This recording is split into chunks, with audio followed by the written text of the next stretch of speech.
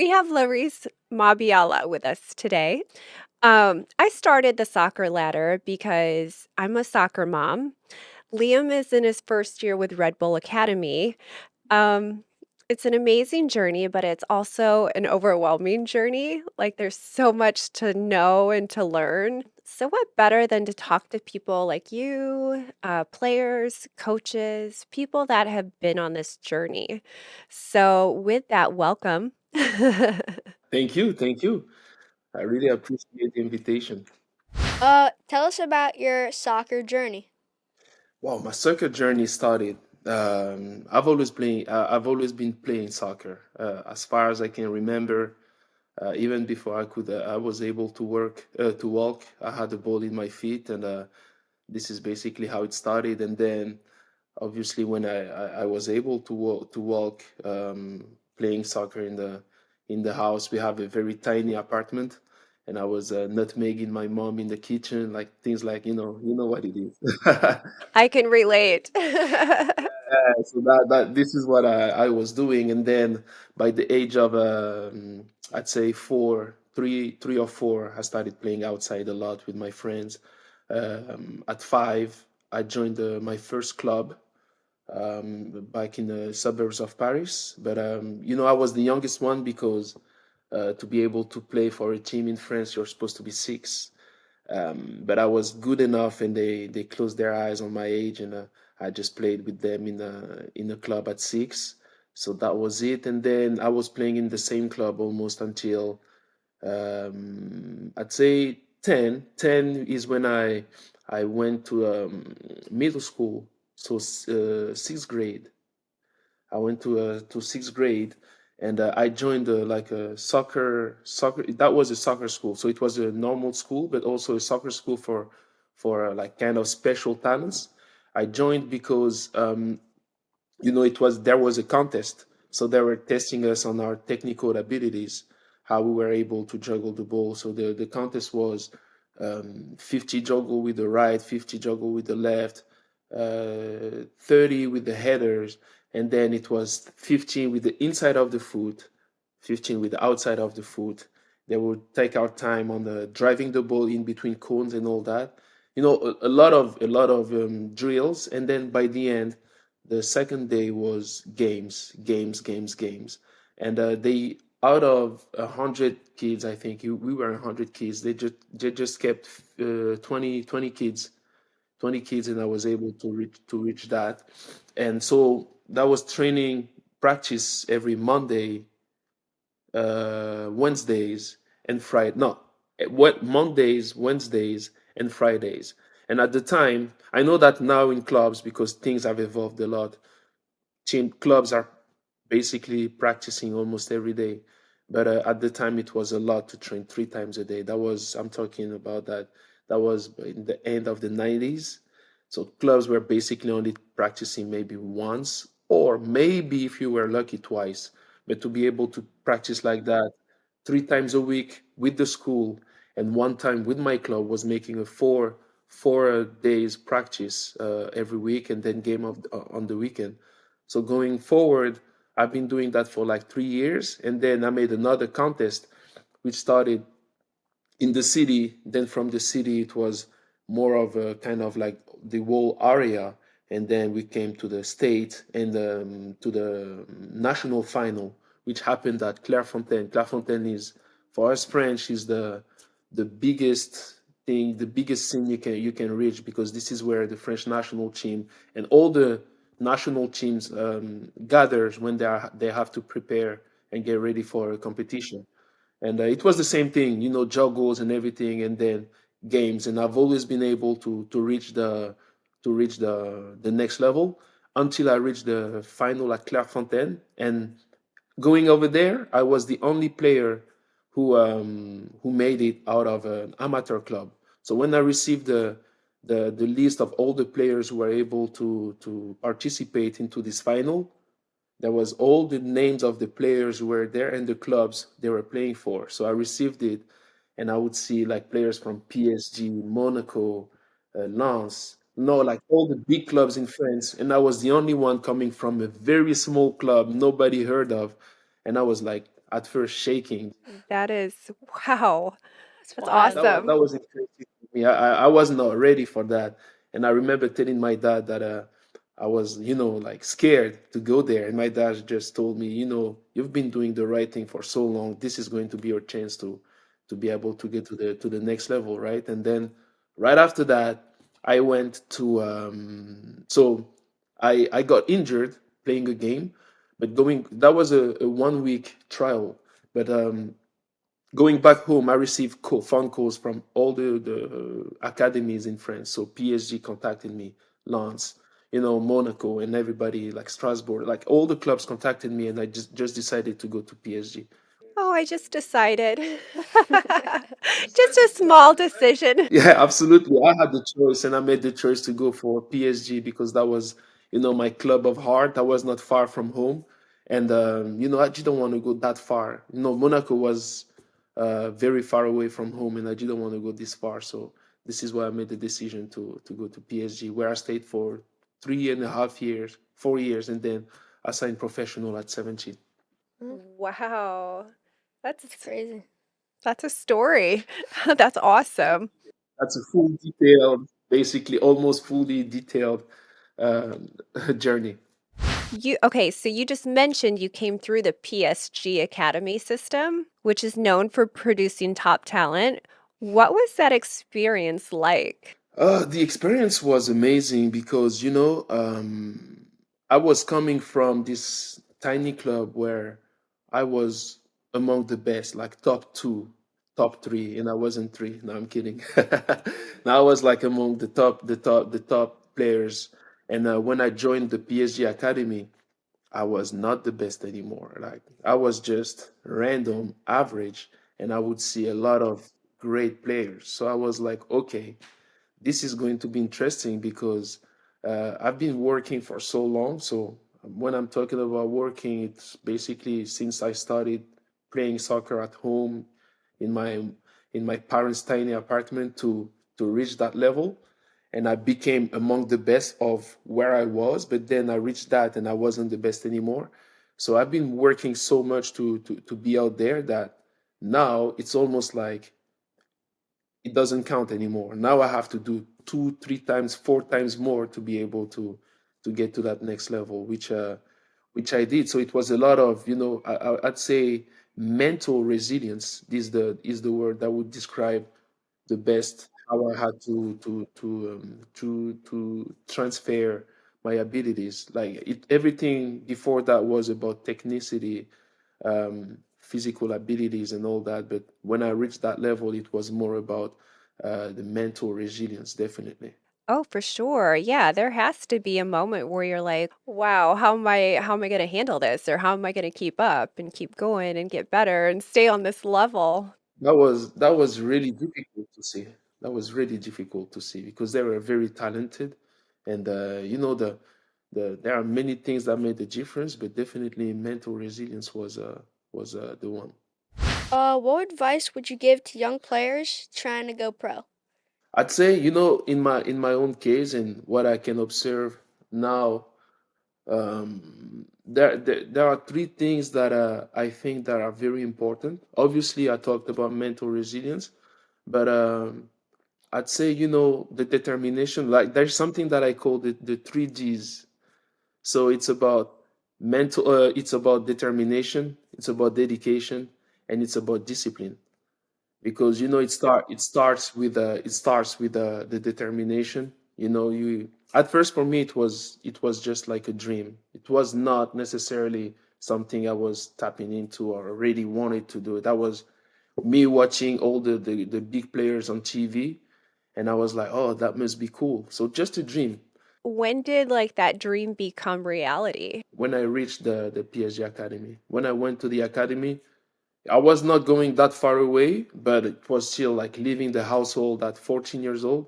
And I was like, I am not leaving for nothing. Like, I'm leaving so early to learn because that was almost like a job. Obviously, I was still going to school, but I was going to learn something. And that was a very nice opportunity because they gave us everything we needed to learn and to get better. So for me, this is the moment where I was like, okay, this has to be a. It's not a dream anymore. It's definitely a goal. So yeah, as I was saying, determination, dedication. That you have to dedicate so much time. If I tell you the full schedule of a week that I had to spend at the PSG Academy at the time, that was really heavy. What is a week at PSG Academy? Do tell us. So back then, and I feel like it's not only PSG Academy, but it was like all the academies over there. I think it's still going the same way. So um, I will start with Sunday. Sunday is the day when we arrived at the academy. Sunday evening. So my mom or my dad used to drop me off over there.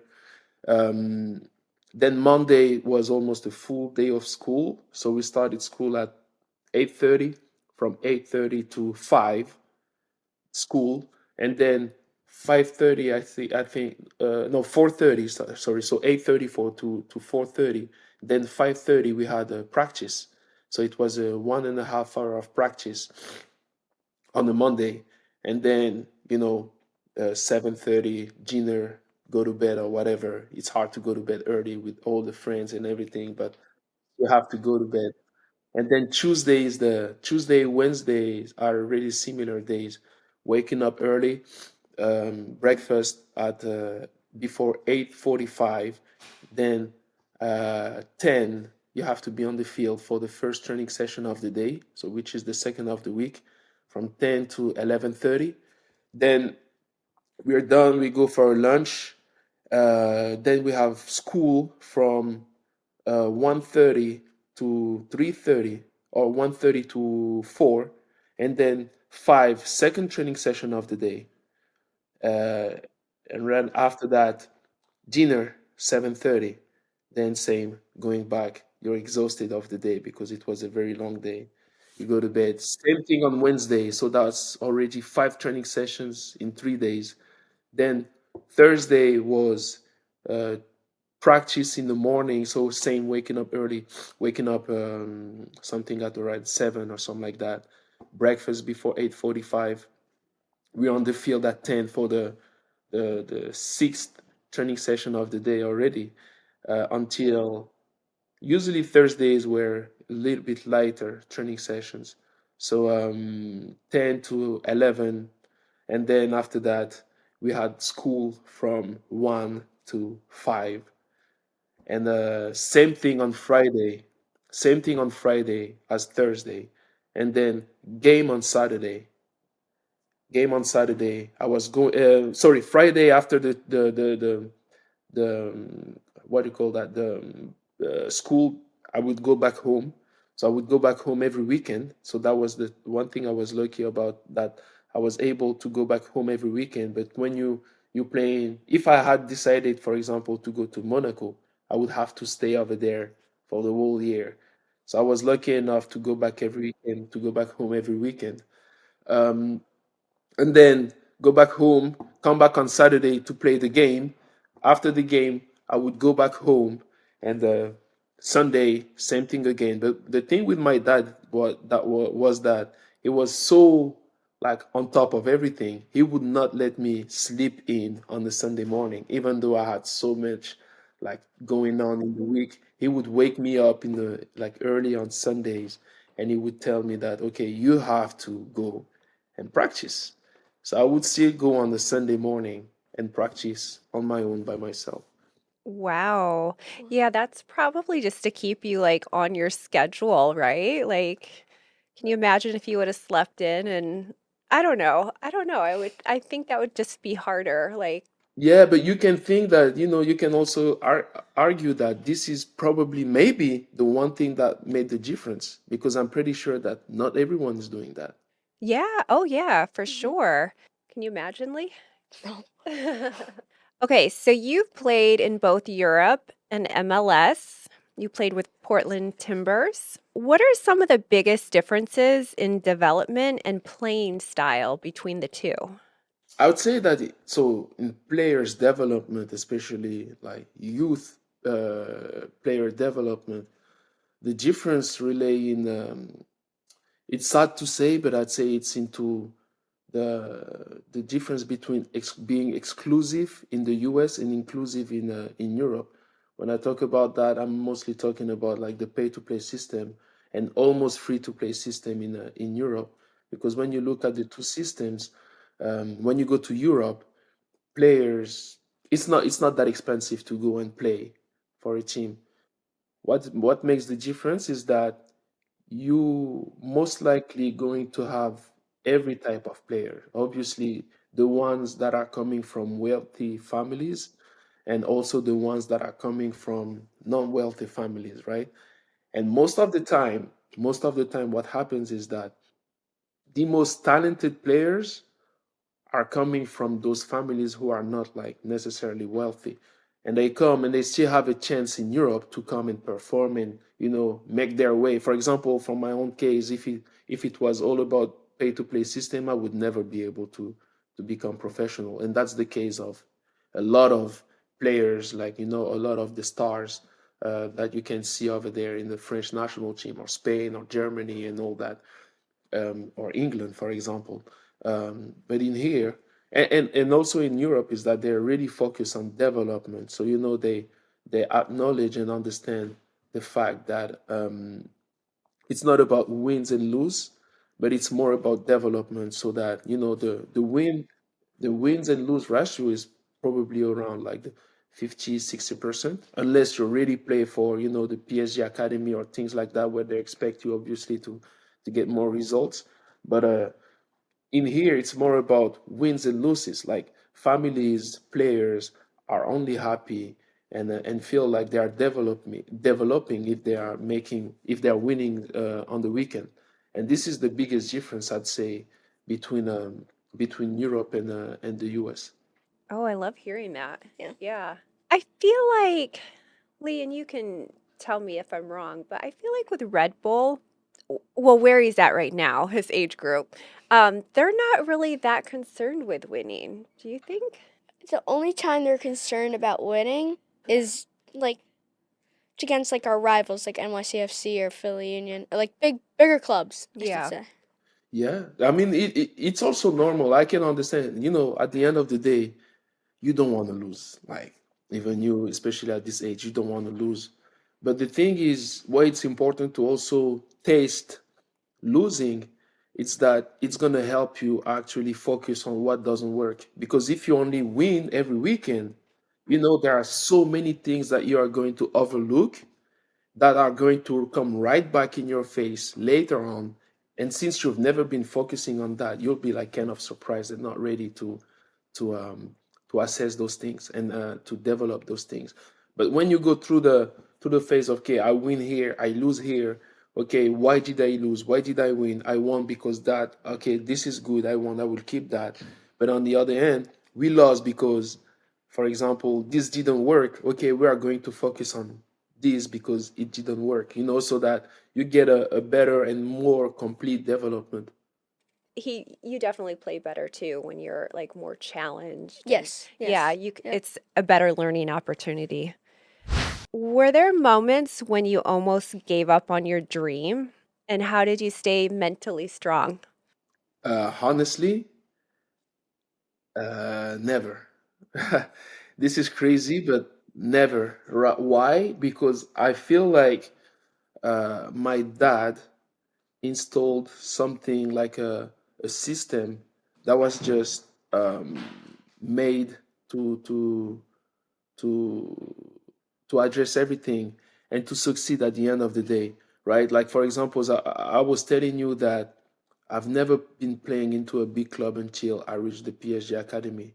So this is why I also think that before the age of 15, which is the age most players are supposed to join academies, it doesn't really matter where you're playing and the only thing that matters is what you're doing and how you're developing, so that when you reach that age of 15, you're technically strong enough to be able to play and face any type of players in any type of team. This is the only thing that's important. And for me, I feel like I never had any doubt in or never wanted to give up on my dream. It's just because that the process was clear.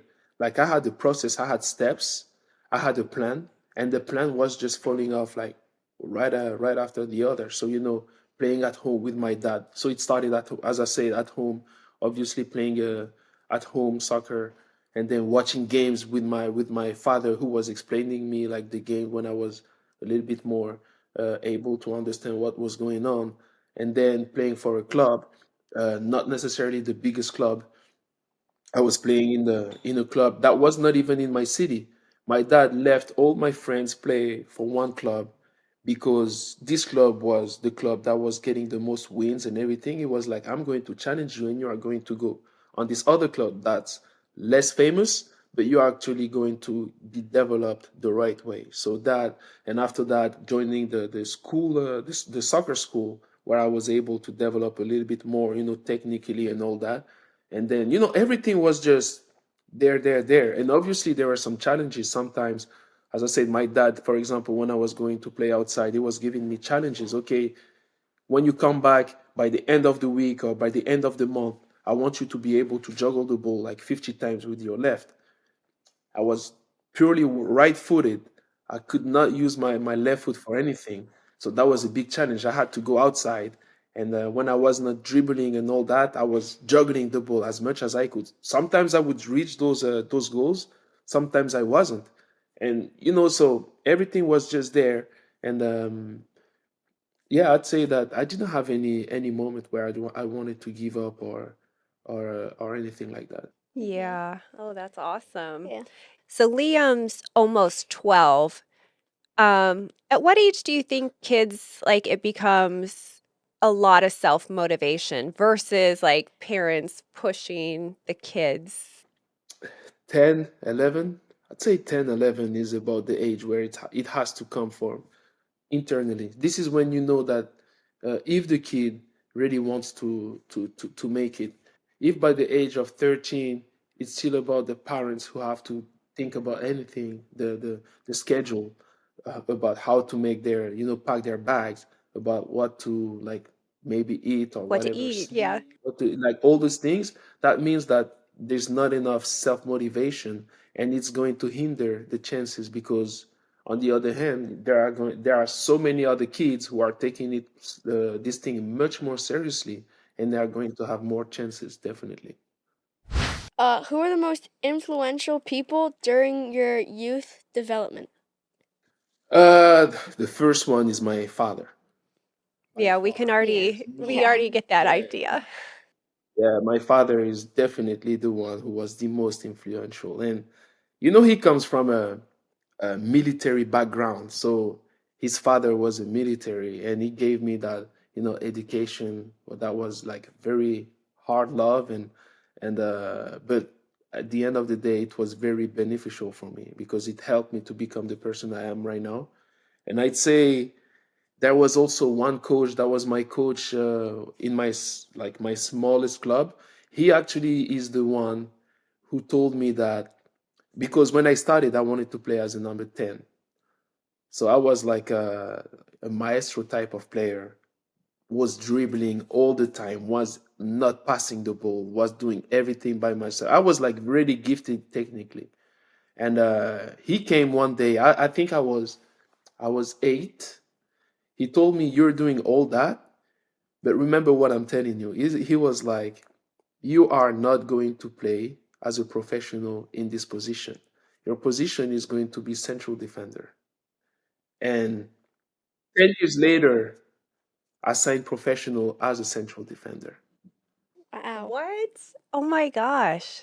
That is Yeah, so crazy. that was, his influence. So he started to refine my game, playing more simple, doing like other stuff. And he's definitely he knew me perfect. And this is why it's important to have a coach, to be coached by somebody who has like who knows what he's doing and has a vision. And finally, I'd say as a player, it's Ronaldo, the Brazilian, my favorite player ever. You can talk about Messi, you can talk about Cristiano, you can talk about Ronaldinho. Nobody comes close to Ronaldo. So these three individuals are the ones who definitely were the most influential in my development. You wrote a book. What inspired you to write Soccer Dreams to Reality? So that was something. There's a lot behind this book. I will try to make it concise. Firstly, it's because I retired this past August 2024. So it's not been a year. I didn't realize that's not that long ago. Oh, it's yeah, less than a year. I think it's like 9 months or something like that, 8 or 9 months. So I was still playing, and I was, it's always difficult to retire. And I played for 19 years at the professional level. I've been playing in different countries and different teams and all that. So a lot was going through my mind, and for me, like writing this book was kind of like a therapy, like trying to get out of my mind, of my body, what I was feeling and how I was feeling about. At first, I was complaining about the fact that why am I retiring and all that. But in the end, I realized that playing for so long, and I've been blessed to be able to live my dream for 19 years. So I wanted to share this thing. So that was the first thing behind it. So, but at first, I wanted to make that, but just for myself, not necessarily to make it a book or anything like that. And then my sons were playing. My sons are not into soccer at all, and I'm mad about that. Yeah, I have two boys, 8 and 7. I also have a daughter who's 15, but my sons are not into it. But they played at the rec level, so I was going watching those games, and watching it, I would hear and see so many things that was bothering me from parents, especially like the behavior on the sidelines. Like I would hear some things, I would see some things, and I was like, whoa, okay. Sometimes coach is doing some things I didn't really understand, but um, I was staying in my place, just sitting. It's their journey. That's the same way my dad was. He would never say a word watching me play, even though he knew the game really well. Never say the word. And that's the way I was. Like I was there. I know that they are not really into it, and I could still like easily be engaged into it. Why are you doing that? And I just sit. I was just sitting back and watching them playing, enjoying their journey, and also observing around me. And I started to realize that if only they knew, like that was me, like if only they knew how detrimental it can be to behave like that on the sideline. And so I started to be like, okay, so they obviously don't know. You know, why don't you put like something together to help them? So this is how it came up, and then even at first I started writing it, and I was like, I don't know if I want to do it. And then I was like, okay, just let it go, put it out there, and see what happens. Wow, yeah. So I have a lot of thoughts too on parents coaching on the sideline. It's like a real thing. It's bad. I mean, I've only been at a rec level, right? So I can only imagine that like a club's level and all that, it would be probably more. Who is your book for? Is it for players? Is it for parents? Is it for coaches? Everyone? So yeah, it's basically for everyone. This one specifically is more of an introduction because I had so many thoughts and so many insights and so many things I wanted to tackle that it would not fit into one book, right?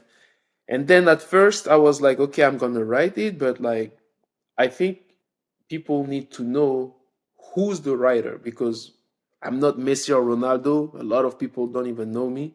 So my idea behind this book specifically was to introduce myself, some insights of my own story, and my dad, what he did for me, so that parents can understand, because he did great things, but he also made a lot of mistakes. He was not perfect by any means.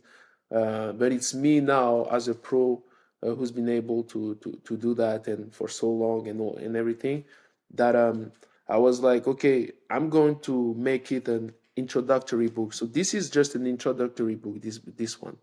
It's more for the three of the surrounding system and the player, the surrounding system of the player, so the parents and coaches, and obviously for the players. And then I am going to release. It's going to be a book series. So the volume one is going to be specifically for parents, but I think it's important for coaches to understand the parents' perspective as well and the players too. The second one is going to be for coaches. The second one, the volume two, is going to be for coaches. Volume three for players, and the three is about the mental approach of the game, and the fifth is about the pay-to-play system versus what's going on in Europe. So you're going to be busy. But it's all like such important topics. I mean, that's why I started this. Your book sounds like it ties together with what I'm doing. It's just the more we can learn as parents, the better we are to help, you know, our children on this journey. Yeah, definitely.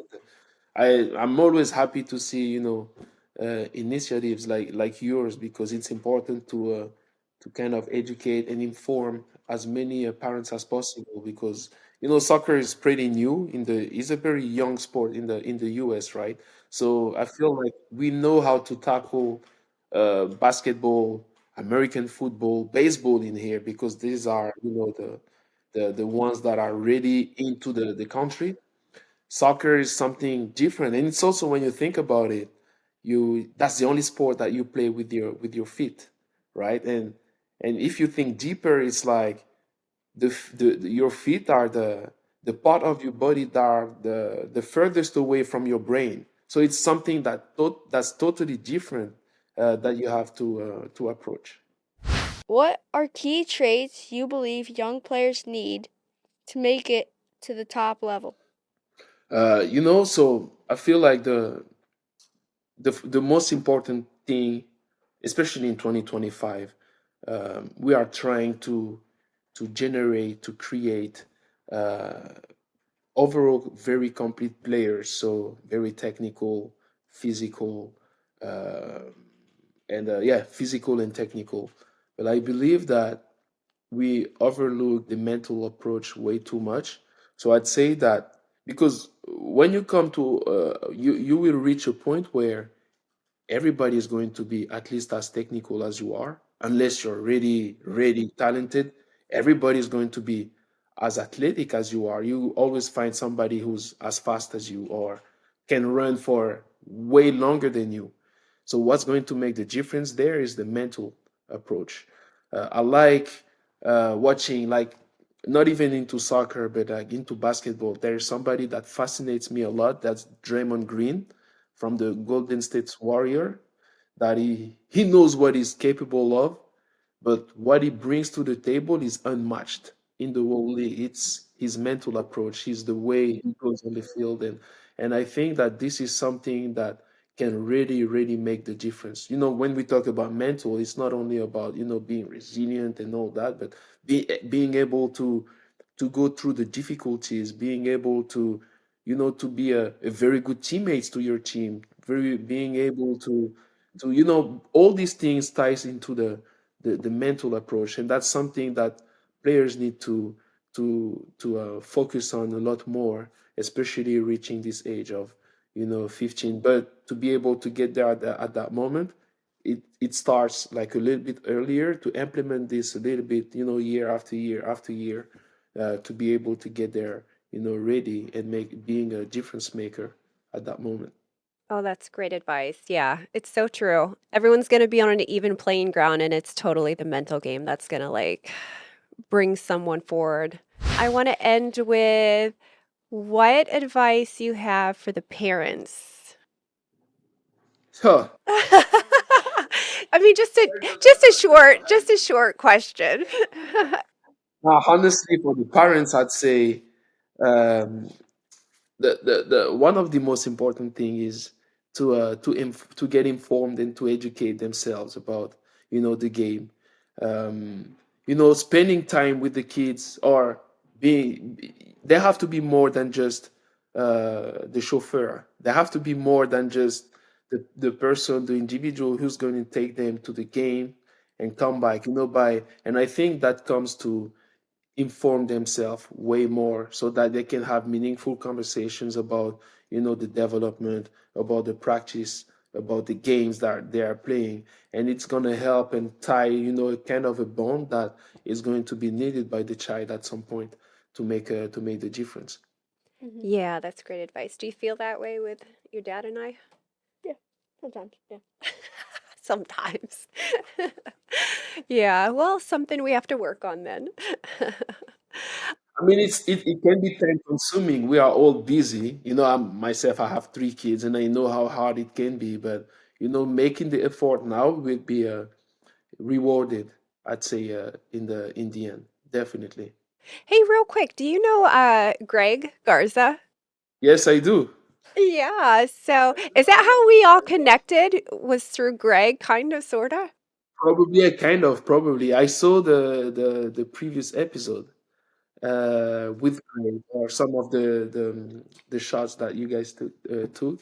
And I know him through like the MLS. We made some presentation of the one. I don't know if he talked about the program, but we made some presentations together. And he's kind of doing something similar that I'm doing. So it's all love with Greg. Oh man, we love Greg. Mm-hmm. Yeah, Liam started working with him through his mentorship program. He's meant to, yeah, yeah. That's great. He's doing a great job. Before Greg, I would have never even thought of that aspect for Liam and soccer players, but it's so important. It is. As I say, the mental approach of the game is the difference maker. So you have to shape it. I'm so bummed we ran out of time today. I feel like we've just like skimmed the surface. When more of your books come out, we have to have you back on to talk more in detail. Yeah, Soccer Dreams to Reality came out last month. So as I said, this is the introductory book, and then there are going to be more and more. Like I wish I can release the volume 1 before the end of the year. The writing process is still on, and I'm excited about it because it's a lot of the advices and what I think can help parents, players, and coaches to help the players to get to the next level. We're going to link it in when we put out the podcast and in the description.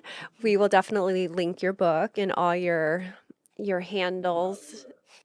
I will send you one copy too. Oh yeah. Oh. Oh gosh, yeah, we would love that. We would love that. Well, thank you so much for being on with us today. Thank you. As I say, thank you for the invite. It was a big pleasure for me. Hopefully we have the chance to meet you one day in Yeah. person. That would be awesome. That'd be awesome. That'd be awesome. I kind of flying to the East Coast a little bit more, so I'll let you know when I'm around. Let us know, and then you can train this kid too. Come on, Liam. It's a lot of responsibility. Nah, I don't want to put any pressure on you. Just enjoy it. It's all about enjoyment. It's the journey. Remember that the journey is more important than the destination, Mm-hmm. because you are going to learn so much in the process, and they are going to serve you on the long run. You make it or not, it's going to serve you on the long run. It's going to make you a better individual. That's awesome. Yeah. Well, thank you so much, and we will talk to you soon. Yes. Talk to you soon. Okay, bye bye. Have a good Bye. one.